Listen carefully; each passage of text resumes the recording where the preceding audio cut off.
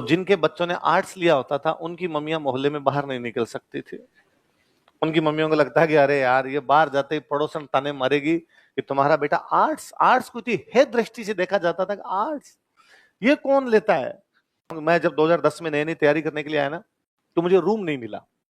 हम 2 लोग आए तैयारी करने के लिए, तो 2 दिन तो मेरा एक पुराना दोस्त था जो इंजीनियरिंग करता था, 11 12 तो मेरे साथ में पढ़ा हुआ था, उसके नंबर मेरे पास थे। मैंने उसको फोन किया, यार मैं यहाँ तैयारी करने के लिए आया हूँ।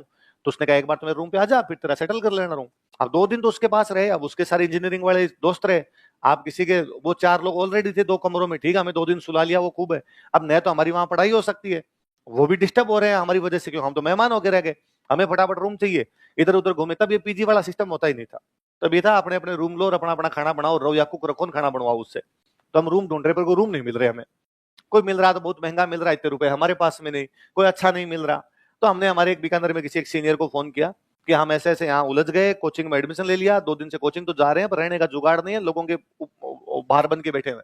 तो उन्होंने अपने किसी एक सीनियर के, अपने साथ वालों के नंबर दिए जो उनके साथ में पढ़े, तो हमारे सीनियर हो गए कि इनके पास जाओ, ये तुम्हें रूम दिलवा देंगे। हम शाम को जैसे 7 बजे क्लास ओवर हुई, 7 बजे के बाद में उनको फोन किया कि भैया कहाँ पे हो, उनका यहाँ पे आ जाओ। तो हम उनके पास में गए। मेरे अब भी याद आता है, वो एकदम इजी वे में अपने रूम में बैठे हुए, और हमें जाते पूछा हाँ बताओ। मैं कहा, अरे वो बीकानेर से आपके पास एक फोन आया होगा हमारे लिए। अच्छा अच्छा अच्छा अच्छा, तुम वो आरएस की तैयारी करने वाले बच्चे हो। हाँ, तो मैं बड़ा ही दुबला पतला सा दिखता था, आगे मैं था, मेरे से पीछे वो मेरे एक क्लास सीनियर थे जो मेरे साथ में आए थे। तो उन्होंने मुझे देख के पहले कहा कि तुम्हारी एज हो गई आरएस की तैयारी करने की। मैं कहा हाँ हाँ, पूरी पूरी सी हो रही है, मैं एलिजिबल तो हो रहा हूँ इसमें, 5 7 दिन ऊपर हो रही है एग्जाम से, बस इतना सा है। तो अभी क्या करेगा तैयारी करके, वापस जान बीकानेर, घूम थोड़े दिन इधर उधर धक्के खा के आ यार, तैयारी कर लेना, क्या यूं 21 साल की उम्र में तैयारी करने के लिए तुम आ जाते हो। तो मैंने वापस कहा कि नहीं नहीं, मैं तो आ गया, मैं तो एडमिशन ले लिया, कोचिंग की फीस भी जमा करवा दी, मैं ये एग्जाम दूंगा अभी जो आ रखा है। यार ऐसे थोड़ी होता है, कोई एग्जाम दूंगा, कुछ पढ़ा लिखा है कि नहीं पहले। मैंने नहीं, मेरा पढ़ा हुआ है थोड़ा। तो उनका मेरे से सवाल था कि बता प्रेमचंद जी के कौन कौन से उपन्यास पढ़े हैं। तो मैंने उनको बताया कि मैंने गोदान पढ़ा है, मैंने गबन पढ़ा है, मैंने निर्मला पढ़ा है, मैंने उनकी खूब सारी कहानियां पढ़ी है। नाम बता कहानियों को, पंच परमेश्वर पढ़ी है, मैंने बूढ़ी काकी पढ़ी है, मैंने बड़े घर की बेटी पढ़ी है, जो स्कूलों में कॉलेजों में कहीं ना कहीं लगी होती थी, मैंने नाम लिए उनके। उनका चलो ठीक है, और प्रेमचंद जी के अलावा मैंने फणीश्वर नाथ रेणु का एक उपन्यास पढ़ा, मेला अंचल, वेरी गुड, शाबाश। इनके अलावा और क्या पढ़ा मैंने, धर्मवीर भारती का एक पढ़ा मैंने, गुनाहों का देवता। और इसके अलावा क्या पढ़ा मैंने, मन्नू भंडारी का पढ़ रखा है मैंने, एक महाभोज, और एक कहानी पढ़ रखी है खोटे सिक्के, और एक उनकी कहानी चैप्टर लगता था पहले, वो मैंने पढ़ रखी है, एक कहानी यह भी। वेरी गुड, शाबाश। तो यार मैं तेरे से अब लास्ट सवाल पूछता हूँ, ये बता दे फिर तेरे को रूम दिलवाते हैं। उसने कहा था कहानी पढ़ी है क्या, मैं कहा हाँ, चंद्रधर शर्मा गुलेरी की कहानी है, उसने कहा था हिंदी साहित्य की सबसे अच्छी कहानियों में से एक है, मैंने पढ़ रखी है। उसकी फेवरेट लाइन बता दे जो तेरी फेवरेट है उसमें, फिर बात करते हैं आगे। तो मैंने कहा उसमें एक लाइन है कि लड़का लड़की को प्रपोज करता है कि मैं तुम्हें पसंद करता हूँ, और लड़की जो होती है अपनी अंगूठी दिखा कहती है कि मेरी तो कुड़माई हो गई, मेरी तो सगाई हो। मैंने कहा वेरी गुड, यही मेरी फेवरेट है, तुम मेरे रूममेट हो। मैं आज सोचता हूँ उस बात को, क्यों कितने इंटेलिजेंट थे, वो जानते थे कि तैयारी उन्हीं को करनी चाहिए जिनका साहित्य पढ़ा हुआ है, जिनका साहित्य नहीं पढ़ा हुआ उनको इधर माथा बच्ची नहीं करनी चाहिए, क्योंकि जानते थे कि साहित्य नहीं पढ़ा हुआ है तो इसको लिखना नहीं आएगा, और ये तो मेंस का पेपर है, लिखेगा कैसे ये।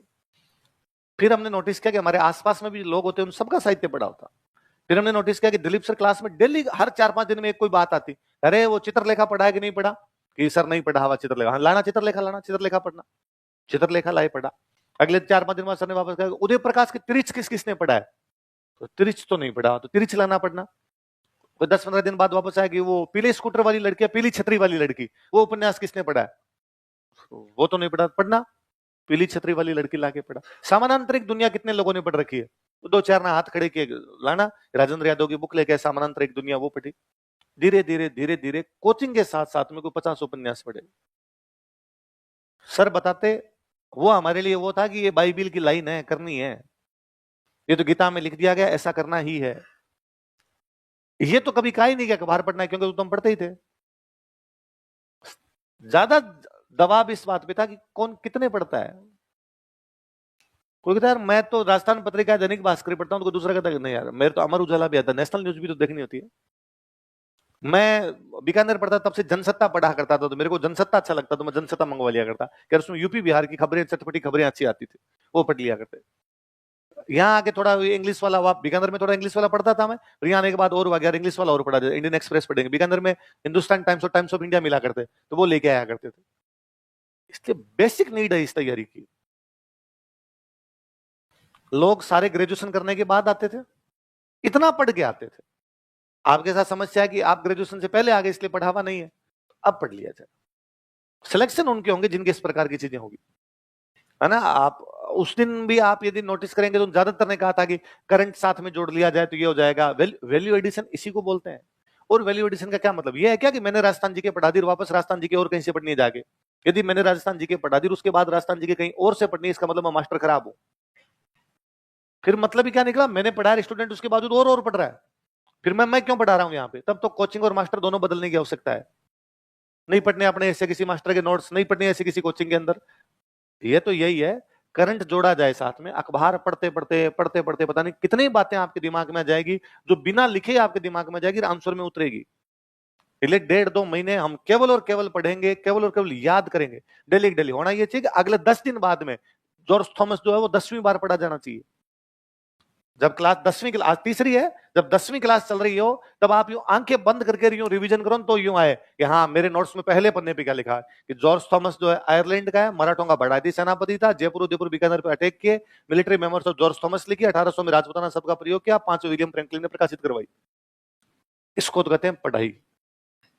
वरना आजकल कोचिंग फैशन है। हुआ क्या कि ये जो नीट और आईआईटी वाली तैयारी है ये बहुत जल्दी अपने राजस्थान में शुरू हो गई। कोटा में कोचिंग आई और उसके बाद में इधर पूरा यूं उमड़ा, doctor engineer doctor engineer doctor engineer. और सबके बच्चे 10th करने के बाद में या 12th, पहले शुरुआत में हमारे टाइम में 12th करने के बाद में पीएमटी की तैयारी, आईआईटी की तैयारी, सारे वहां जाया करते। तो साइंस वाले बच्चों को बड़ा यूं इज्जत की दृष्टि से देखा जाता। तो जिन जिन के बच्चों ने साइंस लिए होते थे उनके माँ बाप अड़ोसियों पड़ोसियों को जीने नहीं देते थे। अड़ोसी पड़ोसियों से जा के पूछते हमारे वाला तो कोटा गया डॉक्टर बन जाएगा, आप पढ़ा। तो बड़ा आर्ट्स कॉमर्स वाले बड़ा लो लो फील किया करते। तो फिर कॉमर्स वालों के नया है कि सीए बन सकता है, इसलिए सीए वाली कोचिंग खुली। तो कॉमर्स वालों ने कहा हमारे वाला तो सीए बनेगा, अकाउंट हमारे वाला ही संभालेगा, तुम्हारे डॉक्टर इंजीनियर के। तो जिनके बच्चों ने आर्ट्स लिया होता था उनकी मम्मियां मोहल्ले में बाहर नहीं निकल सकती थी। उनकी मम्मियों को लगता है कि अरे यार ये बाहर जाते ही पड़ोसन ताने मारेगी कि तुम्हारा बेटा आर्ट्स। आर्ट्स को है दृष्टि से देखा जाता था कि आर्ट्स ये कौन लेता है। कोई बच्चा आर्ट्स होता भी तो पता तो नहीं था ठीक है ले लिया जो ले लिया, रहने तो क्या करोगे पूछ के। फिर ऐसे लोगों को हमने कहा कि आओ हम तुम्हें मुक्ति का रास्ता दिखाते हैं, हम तुम्हें आरएस और आईएएस पढ़ाएंगे। इसलिए उनकी मम्मियों ने और कहना शुरू किया कि आपका बेटा डॉक्टर बन जाएगा और हॉस्पिटल चेक तो हमारे वाला ही करेगा, एसडीएम बनेगा, जाके चेक कर सकता है। और चूंकि उन लोगों ने, डॉक्टर इंजीनियर वाले लोगों ने पहले कहा 12th के बाद आओ, क्योंकि 12th के बाद एग्जाम होता है उनका, 12th के बाद आओ। अब लोगों को लगा यार मैं तो इतना इंटेलिजेंट हूं ही नहीं कि 12th के बाद 1 साल में तैयारी कर लूंगा। तो कोचिंग वालों का 11th में आ जा, 11th 12th हम ही करवा देंगे, 1 साल तैयारी और करवा देंगे। तो लोग 10th के बाद ही जाने लग गए।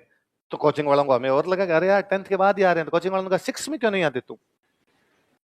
तो आजकल कोचिंग में 6 में जाते हैं। हमारे इधर यह था कि एग्जाम ही बीए के बाद है, एग्जाम ही ग्रेजुएशन के बाद है। तो हमने कहा ग्रेजुएशन के बाद ही आओ। स्प्रिंग बोर्ड 2020 तक मुझे याद है हमारे यदि कोई बच्चा फर्स्ट ईयर में आता है एडमिशन, तो हम एडमिशन नहीं देते। एडमिशन नहीं दिया हमने किसी फर्स्ट ईयर के बच्चे को, फर्स्ट ईयर सेकंड ईयर दोनों। हमने कहा हमारे पास एडमिशन उन्हीं के होंगे जो या तो फाइनल में होंगे या जिन्होंने फाइनल कर ली होगी, क्योंकि उनकी समझ में आता है, बाकियों की समझ में नहीं आता। ये तो कोई आ भी जाता था हम वापस भेज देंगे, ना घर जा, क्या करना है, गांव जा आराम से खेल कूद मस्ती कर, थोड़े दिन इधर उधर धक्का खा के बाद में ना हमारे पास कुछ नहीं करना। क्या करूं तो अखबार पढ़ ले, प्रेमचंद जी कहानियों किताबें पढ़ ले, कुछ ही मत कर, कॉलेज जा आ, कॉलेज जा, कॉलेज में तो कुछ होता ही नहीं, हाँ वही करना, कुछ नहीं करना 2 साल वही करके आ जा अपने 2-1 साल बाद। फिर बाद में धीरे धीरे धीरे धीरे तुम्हारे जैसे बच्चे ज्यादा आने शुरू हुए। फिर हमें लगा कि यार अपने नहीं पढ़ाएंगे फर्स्ट ईयर वालों को तो कोई तो पढ़ाएगा, तो फिर पैसे अपने ही कमा ले, दूसरों कमाने क्यों मौके दे। क्योंकि बाकी कोचिंगों ने कहना शुरू कर दिया कि फर्स्ट ईयर में आइए ग्रेजुएशन के साथ करवाएंगे आरएस की तैयारी। तो हमें लगा यार वो तो अच्छी भी नहीं करवाते, अपने तो अच्छी और करवाते हैं, तो क्या ना इधर लाया जाए। तो पहले हम कहा करते थे किसी को भी कि हम 0 लेवल से तैयारी करवाते हैं। आजकल हम कहते हैं माइनस से करवाते हैं, क्योंकि 0 पे तो तुम हो ही नहीं, तुम हो -21, तो हम तो -25 पे जाकर तैयारी शुरू करवाते हैं। भाई साहब ये भी समझाता हूं मैं, बच्चों छावनी वह होती है जहां सैनिक रहते हैं। सैनिक कहां रहते हैं बच्चों, अवश्य तो छावनी, और अपने दोनों राज्य हो रहे थे। अभी कहा मैंने 10 मिनट पहले मैंने बोला कि सैनिक जहां रहते उसको छावनी बोलते, मेरे वापस पूछा सैनिक कहां रहते हैं, उन्होंने कहा छावनी में रहते हैं। बच्चों राजस्थान में कितनी छावनियां थी? 6 छावनियां थी, लिखो। आराम लिखा। और अरे सर ने मजेदार समझाया, सब कुछ क्लास में समझ आया। अरे इसमें क्या समझाना था? ये पता होना चाहिए ना कि छावनी क्या होती है, पर अपने को समझाना पड़ा। इसका रीजन यही है कि आपने पहले थोड़ा बहुत कुछ भी नहीं पढ़ा हुआ, इसलिए इतने नीचे जाके पढ़ना पड़ता है। कोई बात नहीं, जो हो गया उस पर कोई रिग्रेट नहीं किया जा सकता। व्यक्ति खुद को सुधार ही सकता है, आगे की तरफ जा सकता है। उसका तरीका है आज से अपने अखबार पढ़िए। क्या पढ़ूं अखबार में? क्या बड़ा सवाल वो पूछता है जिसने 10 साल अखबार पढ़ लिया हो। अखबार याद नहीं करना? किसने कहा अखबार याद करना? मेरे खुद के याद नहीं होता अखबार। बैठ जा, अखबार केवल पढ़ना है। मैंने उस दिन ही बताया था, आप जब रेगुलर पढ़ते हो मैंने उस दिन एग्जाम्पल भी दिया था कि जब हम पहले दिन ही मैं बता रहा था कि जब हम रेगुलर पढ़ते हैं ना, तो आपको खुद को नहीं पता चलेगा कब याद हो गया। मैंने कभी याद नहीं किया कि अमिताभ बच्चन का बर्थडे कब आता है, रेखा का कब आता है, पर मुझे अपने आप याद हुए कि दोनों के साथ साथ ही आते हैं। हर बार आता, अखबार वाले वापस लिखते अमिताभ और रेखा की प्रेम कहानी। आपने धीरे धीरे याद आ गया, अच्छा इनमें पहले कुछ ना कुछ था भाई साहब। आपने धीरे धीरे याद आ गया, अच्छा इनकी तो सिलसिला मूवी और बनी हुई है। आप धीरे धीरे इतनी सारी चीजें जुड़ती चली जाती है जिसकी हद नहीं। कोई चीजें आसपास में जुड़ती है। मैं कई बहुत पहले जब कभी अखबार पढ़ने लगा तब खेल वाला पेज पढ़ता, क्रिकेट अच्छी लगती क्यों, क्रिकेट पढ़ता। पर अब क्रिकेट वाला जैसे जैसे मैं बड़ा होता चला गया, क्रिकेट वाली न्यूज में जल्दी खत्म कर देता। तो मुझे लगा यार अब तो मेरे पास टाइम और पड़ा है, मैं क्या करूं? तो मैंने टेनिस पढ़ना शुरू कर लिया। उन दिनों टेनिस में 2 प्लेयर खेला करते भारत के बहुत अच्छे, महेश भूपति और लिएंडर पेस। तो महेश भूपति और लिएंडर पेस, तो पेस भूपति की जोड़ी, इंडियन एक्सप्रेस, फलाना ओपन जीत लिया, ये ओपन जीत लिया। धीरे धीरे मेरे दिमाग में अपने आप आया कि अच्छा 4 बड़े टूर्नामेंट होते हैं टेनिस के। जनवरी के आसपास में ऑस्ट्रेलियन ओपन होगा, मई के आसपास में फ्रेंच ओपन होगा, बाद में जुलाई के अंदर विमिल्टन हो जाएगा, और लास्ट साल में जाते जाते यूएस ओपन हो जाएगा। ये 4 बड़े टूर्नामेंट होते हैं। और अपने वाली जोड़ी 2 के फाइनल में पहुंची थी, 2 जीत गई, 2 में हारी, 2 जीत गई। याद हुए आपको नाम? धीरे धीरे और पढ़ा तो आपको पता चला कि पेस भूपति जो है उनमें आपस में लड़ाई होने लगी। पेस भूपति में आपस में लड़ाई होने लग गई है, और आजकल उनकी जोड़ी टूटने लग गई है। अच्छा इनमें लड़ाई भी है, इनकी जोड़ी टूटने लग गई। धीरे धीरे अपने को और पता चला कि लिएंडर पेस की गर्लफ्रेंड हो रहे, उसका नाम रिया पिल्लई है। अखबार वालों ने लिखा। फिर मुझे कई दिनों सालों बाद पता चला अरे ये तो संजय दत्त की एक्स वाइफ है। अब कौन सा मैंने संजय दत्त की एक्स वाइफ के बारे में जाके पढ़ा था, पर कभी संजय दत्त के बारे में पढ़ा था, उसका पता चला अच्छा इसने 3 ब्याह किए थे। पहले एक से शादी की थी, उसकी डेथ हो गई, फिर रिया पिल्लई थी, आजकल मान्यता दत्त तीसरी है। फिर और पता चला अच्छा अपनी फेवरेट मूवी है गंगाजल, और गंगाजल में जो आइटम डांस है वो इस मान्यता दत्त का है।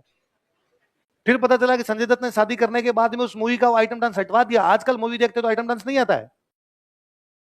कौन याद, मैं को याद करूंगा मान्यता दत्त का आइटम डांस का नाम बताओ। आप जुड़ती आती थे। अभी अभी मुझे 10-15 दिन पहले लेटेस्ट हम बात कर रहे थे, मुझे हिस्ट्री वाले सर ने बताया कि हम हिस्ट्री में एक बहुत बड़ा कैरेक्टर पढ़ते हैं, माइकल मधुसूदन दत्त। हिस्ट्री में थे, मधुसूदन दत्त नाम था, बाद में अपने नाम के माइकल जोड़ लिया था। माइकल मधुसूदन दत्त, और ब्लू मिरर नाम करके बहुत अच्छे से उन्होंने नाटक वगैरह लिखे। और उस समय वो लिव इन के अंदर रहते थे, वैसे एक बंदा था। और अपने समाज सुधारकों में नाम पढ़ा जाता है, किसान आंदोलनों में उनके नाम आते हैं। एक बेटे का नाम रखा था अपने जॉन एलन साइड, और एक बेटी का नाम रख लिया था शर्मिष्ठा। शर्मिष्ठा एक बहुत पुरानी अपने कोई एक उपन्यास है, उसकी नायिका हुई है।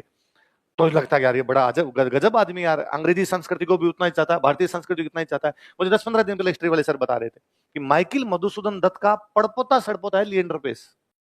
मेरे लिएंडर पेस से जुड़ी हुई सारी बातें दिमाग के अंदर वापस आई। लिएंडर पेस ने कब की टेनिस छोड़ दी? थोड़े दिन पहले, साल 1.5 साल पहले खबर थी कि लिएंडर पेस गोवा में अपनी गर्लफ्रेंड के साथ देखे गए। आजकल किम शर्मा उनकी नई गर्लफ्रेंड है। किम शर्मा, ये तो पहले युवराज सिंह की गर्लफ्रेंड थी। किम शर्मा ये तो मोहब्बतें वाली हीरोइन है जो अपने बीकानेर की ओर है। पता नहीं कहां से कहां चीजें जुड़ती। अखबार याद नहीं करना, पढ़ के फेंकना है। अखबार याद, तू याद करने बैठता है, अखबार लेता फिर पढ़ता है मोदी जी जाएंगे अमेरिका, मोदी जी जाएंगे अमेरिका। ऐसे कौन करता है यार अखबार को? तेरे क्या समस्या है? सारे शोक संदेश भी, अरे आप वास्तव में पता नहीं क्यों हंसते हो, मेरे सारे शोक संदेश पड़े हुए होते थे। मैं बताऊं, हाँ पढ़ ले, क्या दिक्कत? एक युवती हुई 21 लाख के गहने लेकर फरार, ये न्यूज थी। तेरे को युवती लिखना नहीं आता है तो उसमें बड़ी मात्रा लगा देता है।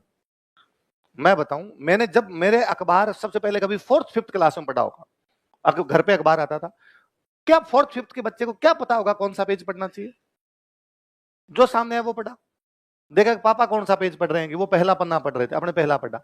मेरी अब भी अखबार की सबसे जो लास्ट मेमोरी है ना, जो मुझे याद आता है कि मेरे हाथ में कभी अखबार था और मैंने उसमें कुछ न्यूज पढ़ी, वो न्यूज ये है कि अशोक गहलोत पहली बार सीएम बने थे 98। मैं शायद 4th क्लास में रहूंगा और अखबार में पहले न्यूज थी कि राजस्थान में अशोक गहलोत और दिल्ली में शीला दीक्षित होगी मुख्यमंत्री।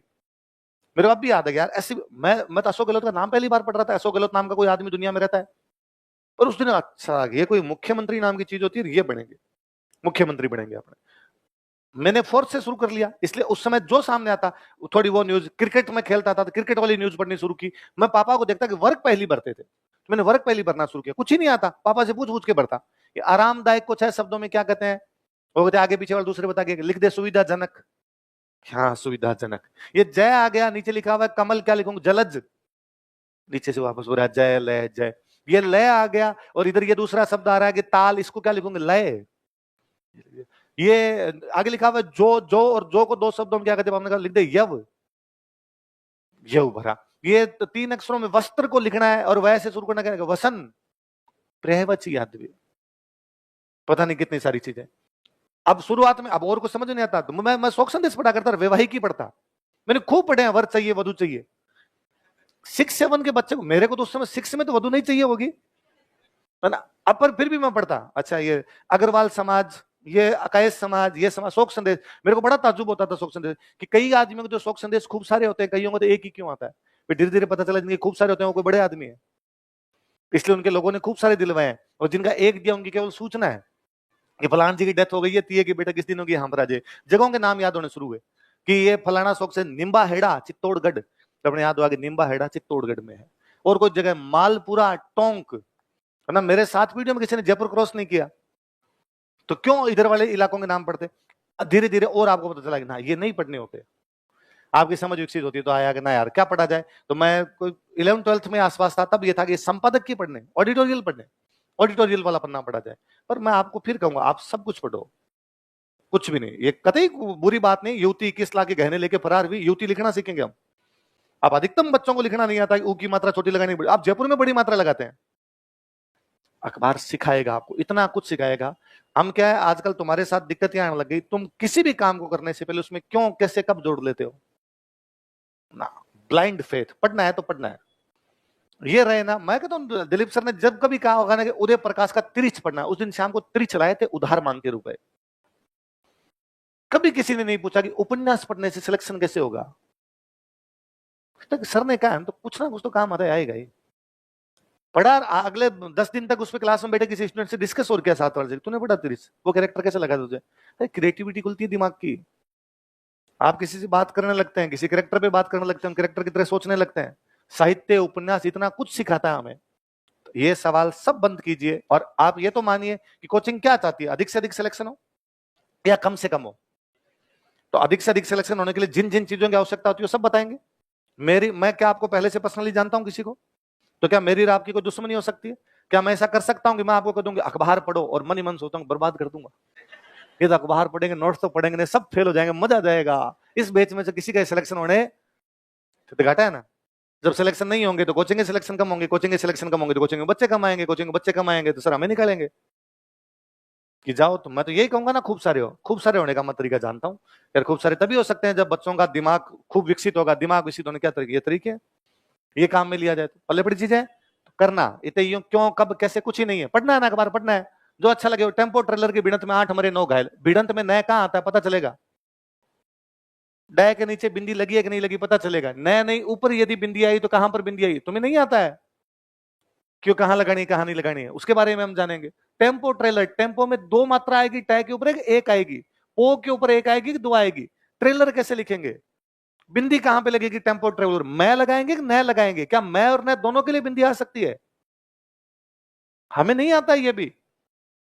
सर्राफा बाजार में सोने के भाव में बढ़ोतरी, पढ़ो ना क्या है पता चलेगा, इसको सर्राफा बाजार कहते हैं। ये जो सेंसेक्स ऊपर गया नीचे गया पता चलेगा ना सेंसेक्स क्या होता है। इकोनॉमी वाले सर जब पढ़ाएंगे सेंसेक्स होती है तो अपने को इतना तो पता है सेंसेक्स क्या है, वरना इकोनॉमी वाले सर कहते हैं आज सेंसेक्स ऊपर चला गया और स्टूडेंट बेटा बेटा सोचता है कि सेंसेक्स क्या होता है। पूरी क्लास ले ली, बच्चे को बता दिया विजय माल्या इसलिए भाग गया, उसने एक एयरलाइंस कंपनी खोल ली थी, एयरलाइंस कंपनी में ये हुआ, एयरलाइंस कंपनी में ये हुआ, और क्लास खत्म होने के बाद बच्चे ने आगे पूछा सर एयरलाइंस क्या होती है। क्या गलती उस बच्चे की, वो सीख की नहीं है कुछ। ऐसा अपने साथ नहीं होना चाहिए। इसलिए आसपास की चीजें, खूब सारी बातें सिखाई गई आपको, पल्ले पड़ी चीजें